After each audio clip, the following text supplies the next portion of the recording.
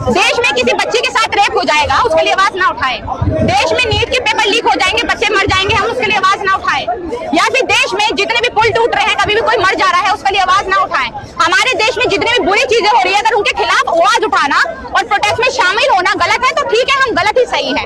और ये हमारा हक है, ये हमें हक मिला है, ये हमें हमारा अधिकार संविधान ने दिया है कि हमें जब भी जो भी चीज गलत लगेगी हम सड़कों पर आ सकते हैं, उसके खिलाफ आवाज उठा सकते हैं। जंतर मंतर आवाज उठाने के लिए ही बना है, तो इसमें कुछ गलत नहीं है। और अगर जो लोग यहाँ पर आए हैं वो सारे प्रोटेस्ट में शामिल होते हैं तो मुझे लगता है उनसे जीदार, उनसे बड़े दिल का इंसान कोई नहीं है, क्योंकि वो हर चीज के, हर गलत चीज के खिलाफ बोल रहे हैं। यहाँ पर अगर आप बोल रहे हैं, कुछ भी किसी भी चीज को गलत बता रहे हैं तो हम किसी गलत के साथ नहीं आ रहे हैं। बट अगर नीट के पेपर के लिए हम आ रहे हैं, किसी के रेप के लिए हम आ रहे हैं, किसी गलत चीज में हम शामिल हो रहे हैं, तो वो सबसे अच्छी बात है। मुझे लगता है बहुत से लोगों को यहाँ पर एकजुट होना चाहिए।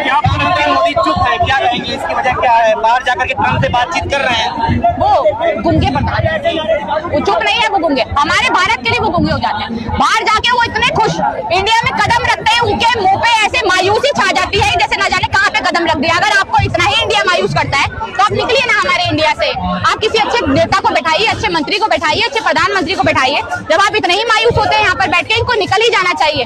हर चीज में इनके नेता, हर चीज में हिंदू मुसलमान दलित ये कास्ट की बात करेंगे और यहाँ पर आकर अपना कब्जा करके बैठे हुए इंडिया पे। जैसे अंग्रेजों ने कब्जा किया हुआ था ना, जैसे अंग्रेजों को मिलकर हटाया था, वैसे ही हम लोगों को एकजुट होकर हटाना है। पीछे पोस्टर देके लिखा हुआ है जल्दी कर, पनवेल निकलना, रजिस्ट्रेशन करा। बात तो सही है, जल्दी करें, जल्दी जल्दी इस्तीफा दे, हमें भी जाने, मुझे बहुत पसीना आ रहा है। ठीक है, धर्मेंद्र प्रधान इस्तीफा नहीं लगता है कि देश में भ्रष्टाचार, पेपर लीक, बलात्कार को एक न्यू नॉर्मल की तरह बना दिया गया है? क्या फिर से बताइए।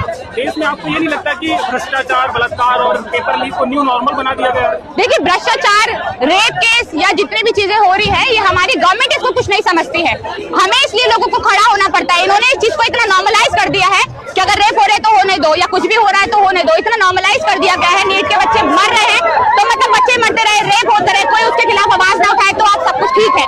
पर अगर आप जैसे ही खिलाफ उसकी आवाज उठाएंगे तो आप देशद्रोही भी है, आप पाकिस्तानी भी है, आपको बाहर से फंडिंग भी होगी। नीट एग्जाम है नीट का, और कहा जा रहा है कि वो अब दोबारा लीक होने वाला, तो क्या लगता है? देखिए, मुझे नहीं पता वो दोबारा लीक होने वाला है नहीं है, बट कोशिश ये रहेगी कि वो दोबारा लीक ना हो और दोबारा कोई बच्चा अपनी जान ना गवाए, दोबारा किसी माँ बाप को अपने बच्चा ना गंवाने पड़े। तो हम यही, हमारी उम्मीद तो यही है कि लीक ना हो। क्या बच्चों की जान की कोई कीमत नहीं है इस देश में? कोई कीमत नहीं है। वो कॉकरोच कह रहे हैं हमारे युवाओं को, हमारे सीजेआई, हमारे मोदी जी एक बात नहीं बोलते हैं तो कोई कीमत नहीं है, ना पहले दिन अब है।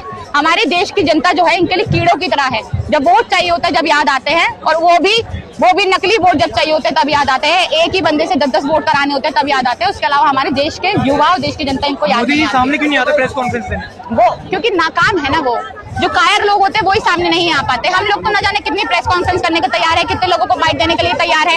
हम में से, आप में से कौन क्या पूछेगा हमें भी तो नहीं पता ना। बट जब जवाब नहीं होते, मुंह में दही जमा रखी होती, तब आप आगे नहीं आ पाते। अभी बंगाल में ईवीएम मशीन जो जल गई है, उस पर कहीं अब तो खुलेआम सब कुछ हो रहा है। जैसे ही राहुल गांधी ने सवाल उठाया, भैया ईवीएम मशीन जला दी गई, सारी खुलेआम जला दी गई, तो ये सब कुछ आंखों के सामने हो रहा है। और देखिए, नाकामयाबी देश की कि हम कुछ बोल भी नहीं सकते हैं, और कुछ बोले कुछ लोग आरोप लगा रहे हैं कि बच्चों का समय बर्बाद कर रहे हैं। बच्चे थोड़ी ना, यहाँ पे तो सब है, बच्चों के माँ बाप भी है, हम भी है।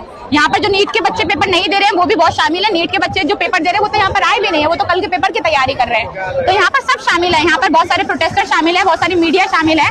और अगर ये वक्त खराब करना है, अगर बच्चे जो मर गए उनके लिए आवाज उठाना, टाइम खराब करना है, तो मुझे लगता है इससे गलत बात कुछ नहीं हो सकती।